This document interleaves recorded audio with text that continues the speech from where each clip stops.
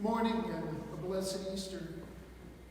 We've just come through a Lent and a Good Friday like none that anyone who is still living has ever encountered. The message of today is that after every Good Friday, there's always an Easter Sunday. In the end, God always triumphs. Some Lents are longer than others. If you look at the history of even Israel, they went through times when they were in God's favor and then times when they sinned and turned away from God and were punished by God and went through trials and tribulations. And then God forgave them when they repented and came back and brought them back in a glorious way, in ways that they couldn't have imagined. Look at the history of the people wandering in the desert. Moses brought them out of captivity in Egypt, and he led them right to the brink of the Holy Land, the land filled with milk and honey.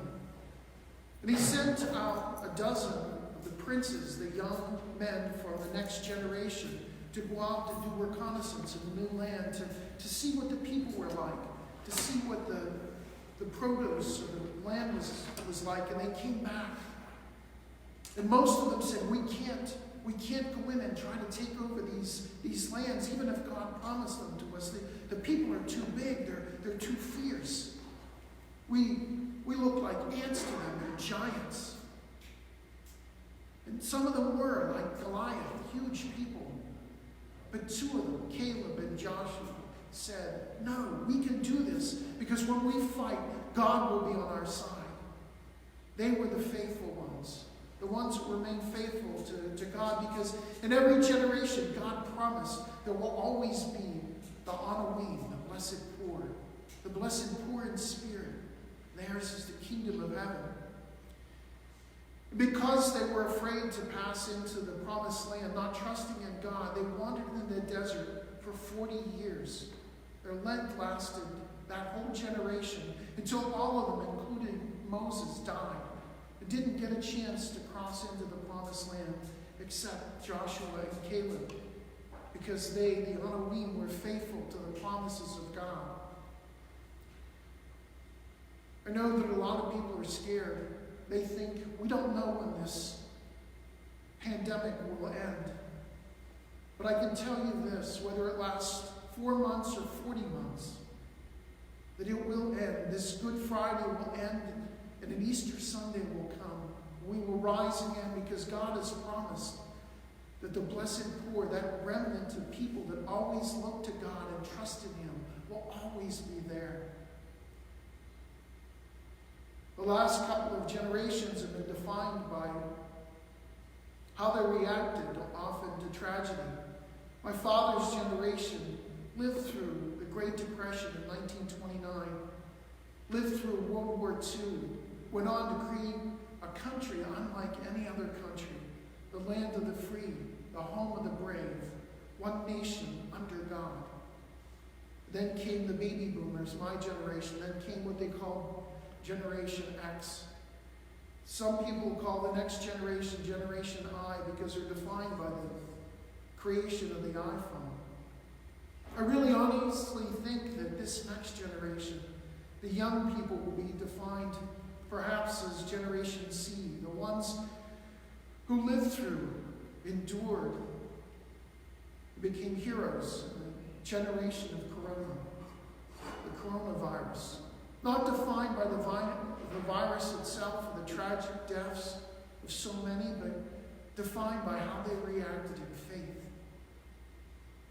I have so many signs of hope just in the short while that we've been going through this. We've got Olivia and Zach, young people who came to give their gift of singing. Ante, the young man who came to give his gift of serving at the altar. There are the young priests that are here serving the Lord, and those who are in the seminary. We pray in a special way for one of them who's locked away because he encountered the virus and was infected. He can't minister in the way he would love to, but he can from behind closed doors by the phone and by his prayers.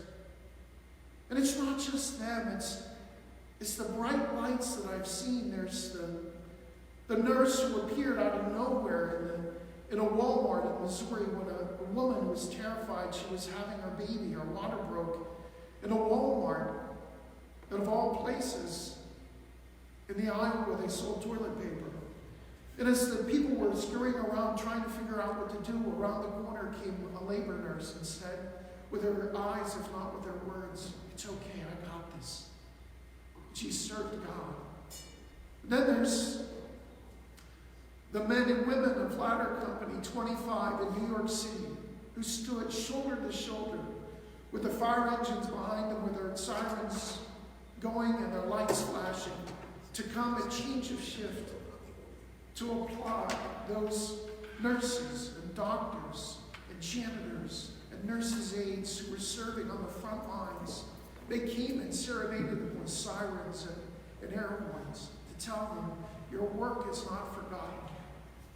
And then there's one of my favorites was a 90-year-old man in Connecticut who was separated for the first time in 67 years from his wife who had dementia, was in a nursing home up on the second or third floor.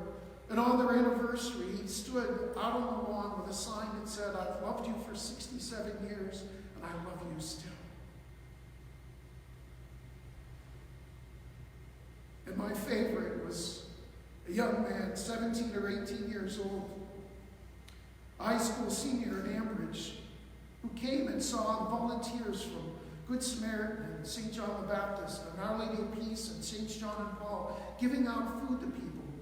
And as he came with his dad in the car to pick up groceries for him and his other 6 brothers and sisters, he looked and saw those volunteers and he said, "I want to be a part of this. Can I volunteer?" Make no doubt about it, this next generation will be defined not just by what we do, but why we do it. We do it for Christ. And for the next generation of priests, my message to you is that when I came into the priesthood, the clergy scandal had just broken. The media painted a picture of priests based on what a few very sick, very sinful individuals had done. Don't let them define us this way.